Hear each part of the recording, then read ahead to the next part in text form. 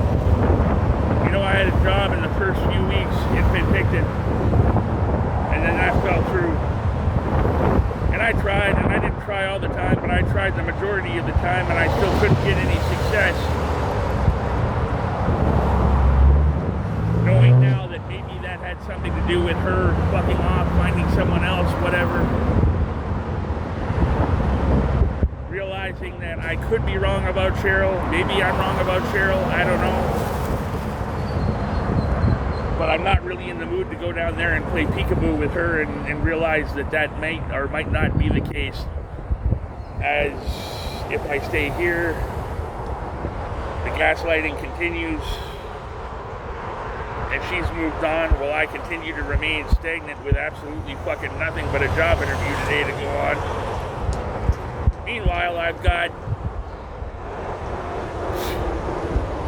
bitch face 1 and 2 that continue to flag my every step, and they do this out of an act of defiance because they seem to think that I'm ripe for revenge for what has happened to them 3,006,982 years ago.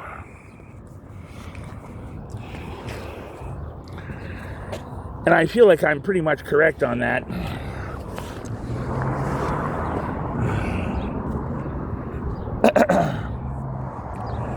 And some people say act your age. And I say, well, there's lots of guys my age that go out with women that are younger than them. And they have successful relationships and really good marriages. And quite frankly, having a woman that's younger than you keeps you young at heart. And I don't have a woman that's younger than me. Believe me, I know that. But I tried. I did.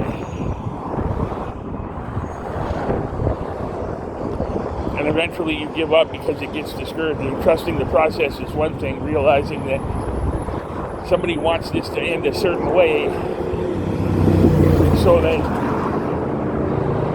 you will be, once again, who they want you to be, not necessarily who you actually are.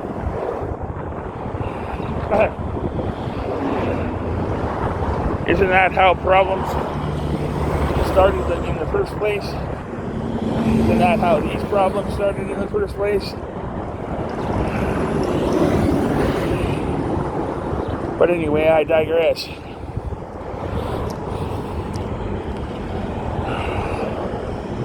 I don't know what else to say other than this, except to say that I could go to Nanaimo, and it could very well be the fact that I was wrong about her.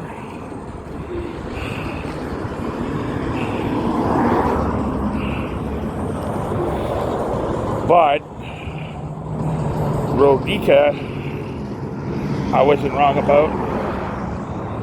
Deb, I wasn't wrong about.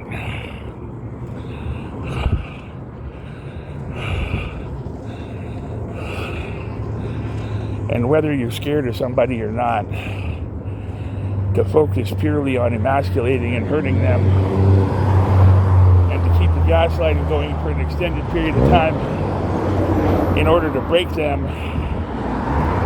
And if I were to look at somebody else and say to myself, well, this person went through an extreme amount of abuse and ended up being somebody's squeeze toy for a while over an extended period of time, then I would have to draw the conclusion that perhaps somebody wants the same thing of me. And that's what narcissistic abuse is. Susceptible to suggestion. And unfucking somebody else.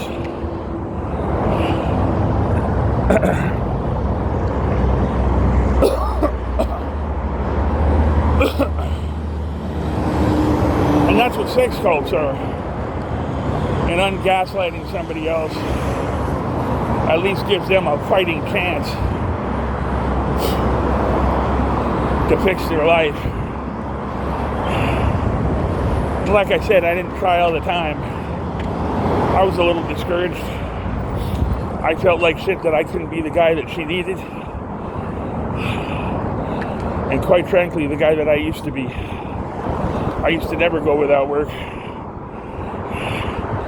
You can't force somebody to go to therapy. And this was not purely, if at all, about forcing me to go to therapy. This was about gaslighting me to get what people wanted out of me. And quite frankly, after letting me grow up the way that I wanted and fixing my problems, which granted happened, there's a lot of iffy shit here. And quite frankly, that can be traced back to one individual. So if I were to say go back to Nanaimo, that may not be in my best interest.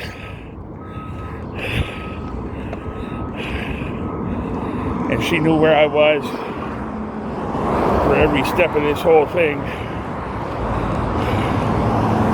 And there's some other individuals in this, and some individual interest that may lead me to believe that ultimately they want to wear me down and get me into a position where I'm more susceptible to their suggestion.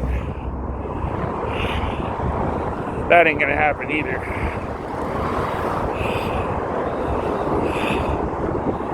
That whole the life you save may be your own thing. That works both ways. And I'm aware of who you are. And I'm aware of what you do for a living. And personally, I don't give a rat's ass. I'll kill you. That's okay with me. Now, that's just one viable scenario.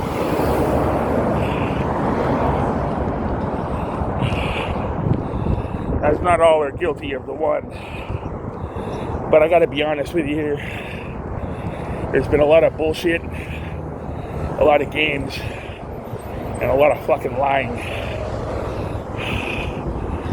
And until I get some for sure, factual, straight out, transparent answers as to what has been going on over the past little bit from a few certain people that have been doing nothing but playing games and lying, then my back's going to be up a little bit, and I'm not going to be super cooperative with anyone.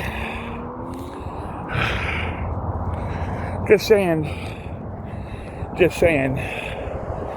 And as for the other, well, I'll tell you what. Pressure can be a two-way street. Pressure can make diamonds. Or you could destroy somebody with a bit of pressure.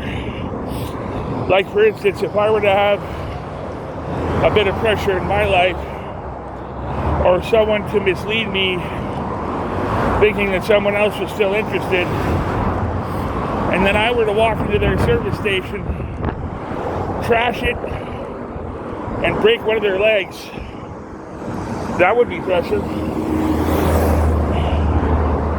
See, pressure has a way of separating the adults from the children. So like I say, I've got no qualms over walking into Esso, trashing that motherfucker, and putting you in traction. And I do it without a second's hesitation or a moment's pause. I don't like you. Not even a little bit. And you're gonna find out how truly fucking unpleasant I could become if you continue in your current course of action. Because I will fuck your shit up. And I won't think twice about it. Everybody's sitting there, shaking their head, saying, how come he hasn't broken yet? That's because you're not using yours. You're not really thinking this through. And that's okay. Few people can do that. Few people can hit all the angles. And I'm okay with that. But like I say, your choice, your fucking funeral. I mean, I don't even mind going in there and just throwing a Molotov cocktail. Watching the whole fucking place burn. So, worst comes to worst, try me.